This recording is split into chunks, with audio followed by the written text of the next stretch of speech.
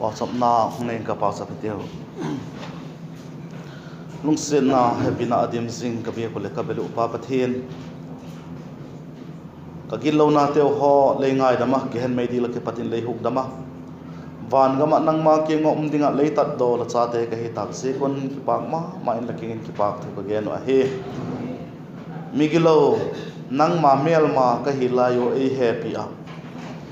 Chamna hung siam tu pathin nang ma la he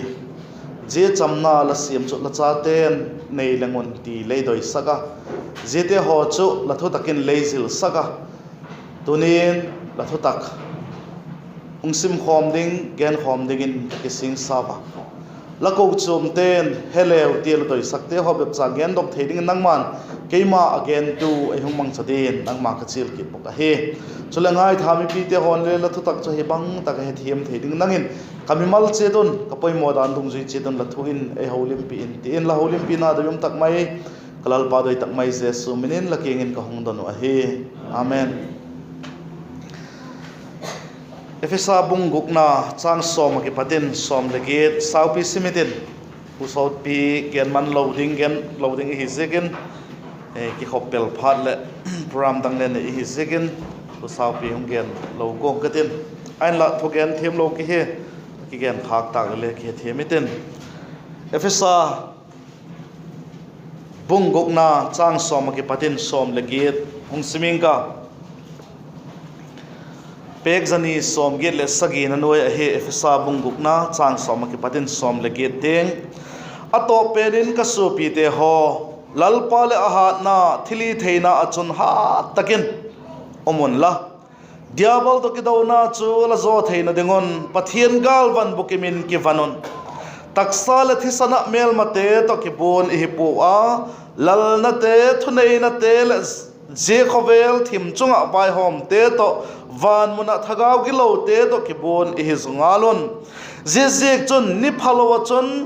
lado zowa la zo nu ngole ki puglowa la din jing theina dingon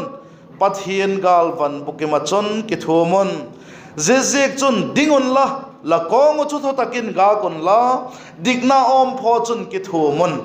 chule la keng teu adingin Chamna Chanchinpha chu boton je zo se hi to gin na pho chu lawin la je chun migilo thal kong thei chu sumit thein law chule hukdam na lu huk chu hukin pathian thu thagau chem zam chu panon thagaw chun pau chap na le dot na zo sin hun tinin pau chapon zedinga chun mithieng tho zo sia dingin phat chum ngai tak thuak zo taka donin hungai zingon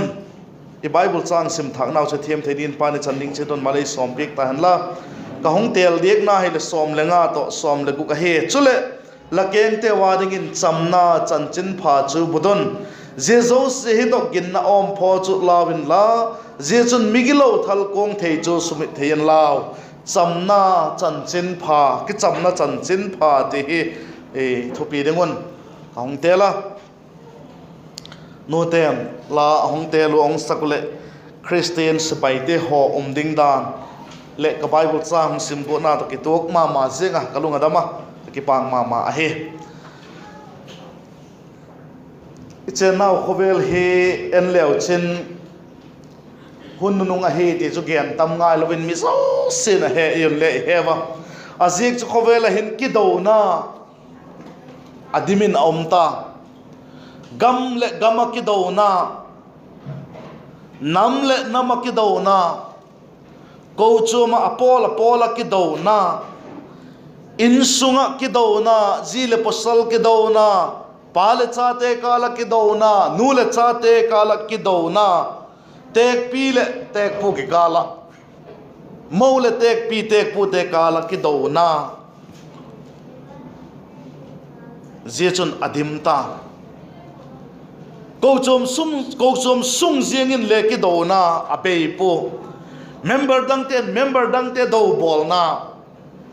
ai lo le member te on pastor te ho upate ho ko chom lam kai te ho tu te ho dem na apei lo a he jechu i khovelon apuk do itiva zi khovelin apuk do chu nang labol lo hi le khovelin podok loading a hi nang labol a hi le apuk do lati a hi je ka chun kingai to thakitin Christian khat ka hi ikiti a hi le ziete ho a panchu Christian sepaite umding dan a hinadem ai lo le Christian pieng thak cha khat umding dan a hinadem ti te ho ingai to dingin toi a oma chale nu chale pa ka la ki dona ki he thiam lo na ki thumat lo na i ti te hoile tumalam khan kala genta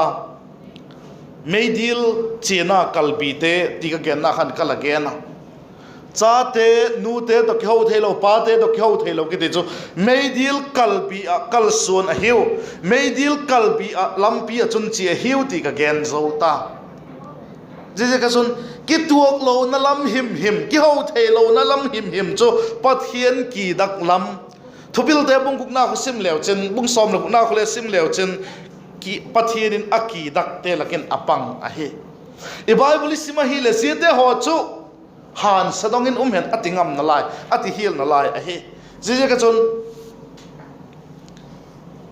ei ma chet ke ngai to heten hun nung a hi ti he ithil bolte ingai to te rapture tung zieng tale ilungoi pina dem ti khale ikingai to ngai a hi van gam kai ding ki gin sang lo le chu thu chom hin tin van gam kai ding ilal pa jesu krista anga mu the ding mai ding je chu hi le ithil bolte ingai to na te ithu gen te holim na te ho kha lal pa jesu krista anga din pi jeng ta a hina dem ti kha ikingai to na le ka doi ma zenga imu theilo je kun einu se ngai lo eyum pi jing zeng hilele imu theilo je kun I odon I omo a khok poi khovel ga mahi taksaum na lai hi a illa ilal pa jesu krista anga ding ding ni khat ni le ding ding thugen tu bung som le ni na na gena a se hi le a pha hi le a vai hom na mang hung podok sek ding a hi a podok tu a bol tu a sem tu again tu la hi lo mai thei ka hi lo mai thei hi le zia adinga chu apan tu a hi sak tu a bol sak tu again sak tu ka hi chun zia chule pathirin podok ding a hi a jek chu jeremia kun again a pathirin vai hom tak le mu the thil bolte agita mi te he the ki gen ki te be philo ingai to na ilung thimoi ngai to na zo se le vai hom ding a hi ti I bible in e la gen big a hi se ka chun tunin ki cham na om pho a ki cham na Chanchinpha ti hi ngai to thak le hin kadom ma jing a hi khovel hi amak ma jing ki ging lel nan adim ta lung mon na cham na ki ti chu thei tak ta lo a hi agamin le ki do te hai powa nuclear war hung ki pan the hi dan te le ageno zite ho chu ti chun ta di ta le Christian ka hi ki ti ko chom te ho lak jing le ki mon mo na ki ging lel na ki dem na ki gen set nan adim ta a hi je dao ma jing chu ai ko chum ki ti lo lak lo ai lo le Christian ki ti lo lak lo te hi len chu khok lo ding a hi tunin ei Christian pieng thak te ho hi wang je golding chu hi po Christian pieng thak dik tak te ho chu je golding chu hi po ko chom dik tak te chu je golding chu hi po khat le khat ki happy na kha iki happy na suk puna iki happy na lung le ta mo iki happy na lung le ta midang te hon le anek thei dingo amu thei dingo mal som na adon thei na dingo ki happy na nei ding te chu hi wa hi ti I het min loading ai ki happy to na nei thei lo Christian I hi chon amin maya Christian ki khading ai chu thil phachum lo God mun chi thâu ding thugen tu khatin Bible he ichoyo pek ini kayo inon le Bible ki koyon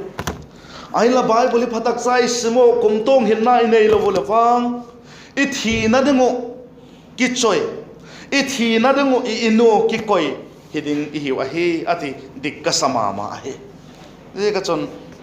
Bible to ki tu Bible king tu te hin khu mat dan hi mang hi deu zui hi deu ikitinom ahi sim leo chin phatak san sim leo chin Bible in again chu pathian ko chum te laka pathian ko chum khan to na ding dal tu pathian ko chum te laka ki ho thailo na chi tu te ho chu han sedong in hen ati la ma so bi te ho zegol chu mi hing nang le kei chan khak thei ai lai zanga je chu I chan lo na dingen ki cham na Chanchinpha hi bangoli ineyu em ti ken chen thak le no ka sa hi je ki cham na Chanchinpha ki ti bangola ki cham na Chanchinpha hi hong a hi em ti tamlo chan gen ding hi le hin pathianin eden a hon asim khan pathian to amhim sim masak adam le evi te ho chu a ki pol sek ki thu sek nom taka ki cham tak ma ki thu sek hilew kilomin moding in a uma jehuna chun setanin panla in pathian mihim sim chu avathem ta Ziemi hing chun ki cham lo na hong tun na gen go ka hi bangola bang ti da na chu ki cham lo na se hem ti kai het na dingo hong gen go ka hi Ziemi hing chun ama hi na khel ut na hong nei ta pathianin ama asiam na tiang khel khan anum ta pathian ti dan pelin ahongom ta pathian thu mang lo nek lo ding ki ti chu ne lo zalovin setanin nek ding ati zok to ong ne zota zia chun kimel mak na ki siet na ki cham lo na chu ong tung ta zia chu ki cham lo uma mi hing to pathian chu khom thei ta lo pathianin eden hor ki pachun amihem sim te chu adel dokta pathian to ki khen thi ate Bible pathian to ki khena thita a tie chuma thi taksa le thina to ka kum khotong hen mai dil anai asai tia dinga tanung te hi lion pathian in a happy mama zenga achapa changkhat nei sun e hun sol pega achapa ilal pau jesu christa thi sanachun e hung tan a hi itile abai lama a het le anoma zi khel lama chun he thiam sep na gun hungen na laing katin zegola agilo zo mi hingte agilo zo I hi layo chun pathian chun ze ki cham na dinga chun agilo zo golin ma ama pen kha agilo zo golin ahong kilanga achapa chu mi hingin ahong pien saka agilo zo golin ahong uma ki cham na chanchin chu ki cham na chu ahung sim ahi ti I Bible modingin ahi pathian to ki cham na dinga initiative la chu ko ahi emitil pathian ahi ale pathian to mihing ki do na ki mel mak na amo chu ko hemtil mihing ahi mihing imova hilele pathian adik zo chun igi cham na dingun initiative ahung la ama chun panahung la ki chamna chu ahung sem ahi ti I Bible hin niel gol lovin imu ahi tonin ki chamna Chanchinpha chu ji chu ahi nangle kei hi na tiang khel lama kei hi na lo pi ai lo le kei hi na tiang khale mi te na he thiam lo le pom nom lo wa kei hi na ka pan leng lang a hi le ki cham na Chanchinpha chu la nei poi ka nei poi ti na hi ding a hi banglam panga chu ala dik lo talele ki chamna Chanchinpha hungna kha adik zo khan ki chamna dingin adik lo zo sangan niam zon ahunguma hi thi I bible in imu ahe ye chu ki chamna Chanchinpha tun theina chu ahe tuni ei hola ka ki chamna am thailo na chu ma ei ma dik ki sakna ei ma level tiang kha hi mai adang sak thailo je khan ki chamna Chanchinpha a lo ahi echu mu thei digin a ahi je ka chu ki chamna Chanchinpha gilona je ka thi hi lion ei hin sakit hi dan efesa te bung ni na chang khatna chu nang hole la suk khir le gilona te je ka thi la hi la yu khan ahun hin sak la hi wa ati chu zia athi chu nang le nang ki hin sak thei talo chu pathinin achapa chu nang sanga thina taksa thina teng hung thok saken ei hin sak ki hi ahi ti I bible in imu ahi zia ka chun ei ho he ki chamna Chanchinpha I pok do theina ni ngo chun bangati I bolding chu ki neu sakna bep chi lovin ei ho lam kai ma git lo na lama chu athi thil phalo bol na ding lam kaya chu athi sa gola iki gel ding wa hi ti bible in azil sak a hi ei ho chu la o khuti mong lo ma hi le ngai toi teu I bible in 80 a hi che chu bible chang khat le di vaksim na lai len I het them na dingon rombung buk na chang ni na chun hiti na ki ge na chang khat na to chang ni na sim khoming kam bangi gen ta de mule happy na chu pun jok dek theina dingin gilo hi in jing na lai ding hi em hinai style ove ayo gilo na thi san ta te bangtin gilo hing jing theina ding gilo hing jing theina lai ding hi em ayo gilo na thi san ta te hi ati cha gilo na la thi san na em Peter khatna bung ni chang som ni li khale sim leo chin ei gen ahi gilo na la thi san ta na em to ni ki ngai toi gilo na thi san ta te gilo na am na lai te zu thi na lai te thi jing te god ban chi thei te ti na ahi gilo na thi san ati chu a hing kum tong hin na van gam tung ding te again na ahi ti het me lo ding ahi gilo na thi san lova gilo na te bol jing eng se thang se na dim jing hi chon gilo na lama thinai lo pieng thak nai lo hi khading hi wa hi je chu lau ma sing ahi câu chum ayum bang phachum ti pieng thak lo le chu pieng thak lo te ding a chun câu chum ma au mu phachum lo ahi ahin la câu chum ma hongkin vo pieng thak na ho lo le ama wa dingin wang phat na van gam nai theina chu wang ahi hil le van gam chi theina ding tieng hil chun pieng thak lo te chun phachum na nei lo ahi ti het min lo ding ahi ne ka chun gil lo na thi san ati chu I thi san na ven pieng thak la hi lo la ki het chin no ma hi le gilo na te chu la thi sanem la thi san poem je gilo na ti chu bang hem eng sen na te thang sen na te dim jing thil phalo hi ti bol jing gen jing bol jing te hi chon pieng thak lo gilo na thi san lo hi ding hi ye chu la ma jing dan khan ka gen zo ta pathianin ayu to ki chamna asiam dan he mo ngai to thak leo chan gilo na him nei lo ilal pa jesu christ az khovelin hunga migilo pani ki kalin gilo asmin khai kanin awma zia khana thiam na tho gen theya athiam na thu again theilo ahi ki chamna nang to ama nang to kei to pathian ki kala ki chamna om theina ni chun athiam na thu kam khat chale again theilo ahi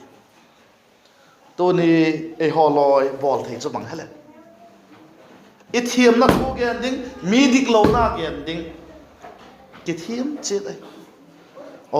min bang cheng gen pathian in je gol ai happy pathian thun je ti he je gol ding ai ti lo ai gam he mi la he mo ki cham na chan chin pha nei podok he ki to ma ding ai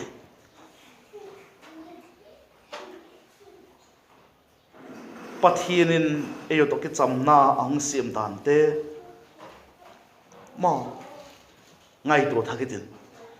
midang te to ki cham thei lo midang te happy thei lo midang te happy hethiam thei lo hi chun pathian ngai dam na hethiam lo ki kha thei Christian piang thak dik tak thei ki ti chanchin phadang gen te ho ki cham na chanchin pha to kal suan lo te ho chu pathian thun han sadong in ati zegol chu hi khak ding lau ma jing hi zegol chu hi lo ding ai Bible sang Jacob zik bak sim na lai Jacob bung thum na achon hi ti na ki zika Jacob bung thum na achon chang som south bak simin ke again south hoda engatin chang som le thum patin som le get bak simin ka lala ku pil le het thiam a dan phataka lathil hi phatdeu chu pilna akipat nun nem na to ek sakun athi chuma chang som le thum na chun pil ki sa hethiam ki sa te chun chan phatak thil phahi te pilna ki pat nun nem na to ki lak sakun tuni ayu pilna ho chu je chu to akilang thei ta de chang som le ni ahin lalung thimo thang set na le nang ma be ki khol na la nei o le kilet sakin thutak chu zo chan sakiwin zetabang pilna chu chunglama ki pat hungsuk ahi pon khovel le leithil diabola ki pat ahi joy tunin ngai toite thang se na le ema ma kho be khol na achon boy na le thil hi khel na chitin aum se ngala ye chu diabola ki pat ahi satan ki pat ahi satan mat cha hi khak ding lau ahi chang som le sagi to som le ge da chon chunglama ki pat pilna hung suk chuwang amasan athieng thowa kicham anoma ma kicham na chan chin pha kha kicham anoma anun nema athunung theya happy na le kaphan adima doi chum na le doha him panglo ahi je chu ahi chunglama pa pilna je chu ahi chamna chanchin pha nei te a ama salam som le thoma pat som le buk isim kha diabola ki pat ahi diknaga luk chu chamna tu ahin je chun chamna asim hi ati tuni ki ngai tuit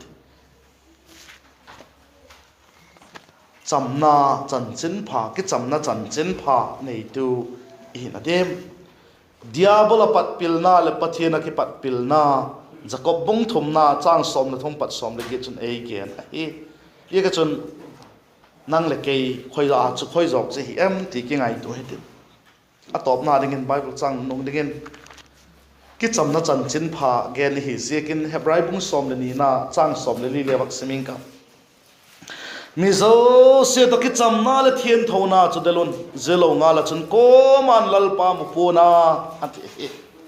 mizo se to ki chamna le thien thona delon zelo nga la chun ko man lal pa mu puna khat le khat kilang bol na khat eng sitin ten na iti te kha van gam pathian mu theina hi lo he mizo se to ki chamna le thien thona pathian to ki mu theina je chu del jing digin i bible in angel sakahi ki chamna chanchin pha chu lakeng un but jing un ati i but jing na em je hilo te chuwa pathiana ki pat hilo diabola ki pat hi khathe hi ka chon tonin ko chum sung be hilo in sakin thang loi pai igami nam zinga le ki do na nghe na dim khove la tai hi zegun ayo Christian ging tu te ho i tho ding le ipok do ding chu kit sam na Chanchinpha mi te i mo sak ding hiat sak ding hi he je chui nei thena ding on thu tom pai gen tel chu pan chan ding chi tun malai som pi tan la chan chun ngening ke pa ke